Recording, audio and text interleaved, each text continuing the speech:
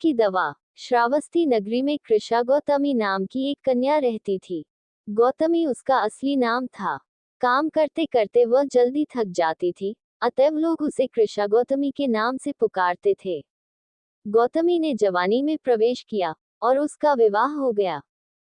गौतमी गरीब घराने की थी, अतएव उसकी ससुराल के लोग उसका यथोचित आदर न करते थे। कुछ समय बाद गौतमी के एक पुत्र हुआ। अब घर में उसका आदर होने लगा, लेकिन होनहार कुछ दूसरा ही था। गौतमी का शिशु जब कुछ बड़ा हुआ और इधर उधर खेलने लायक हुआ तो विधाता ने उसे उठा लिया।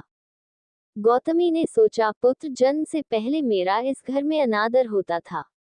पुत्र जन्म के बाद लोग मेरा आदर करने लगे, लेकिन अब ये लोग मेरे प्रिय शिशु को न जाने कहाँ छोड़ देंगे। गौतमी अपने मृत पुत्र को गोद में ले उसके लिए घर घर दवा मांगती फिरने लगी। लोग ताली बजाकर हंसी ठट्ठा करते और कहते, पगली, कहीं मरे हुए की भी दवा होती है। किसी भले आदमी को गौतमी पर बहुत दया आई। उसने सोचा, इसमें इस बेचारी का दोष नहीं, ये पुत्र शोक से पागल हो गई है। इसकी दवा बुद्ध भगवान को छोड़कर और किसी के पास नहीं। उसने कहा, माँ, तुम बुद्ध भगवान के पास जाकर उनसे पूछो। गौतमी अपने शिशु को गोद में ले, जहाँ बुद्ध पालथी मारे बैठे थे, पहुंची और अभिवादन करके बोली, महाराज, मेरे पुत्र को दवा दीजिए। तथागत ने कहा, तूने अच्छा किया जो यहाँ चली आई। देख, तू इस नगर में से जिस घर में किसी की मौत न हुई हो, सरसों के दाने मांग ला, फिर मैं तुझे दवा दूंगा। भगवान की बात सुनकर गौतमी बहुत प्रसन्न हुई और सरसों के दाने लेने के लिए चल दी।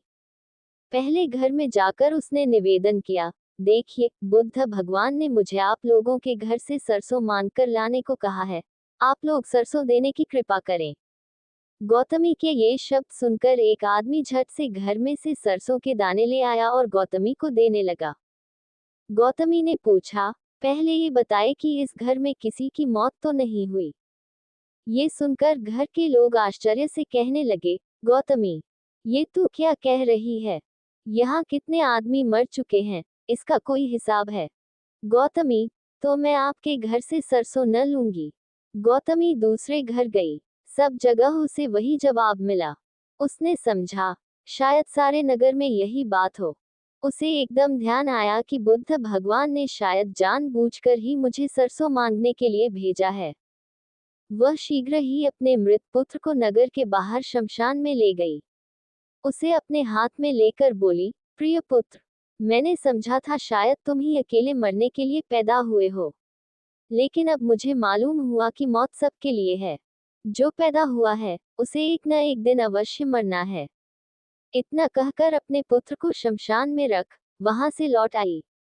लौटकर गौतमी बुद्ध के पास गई।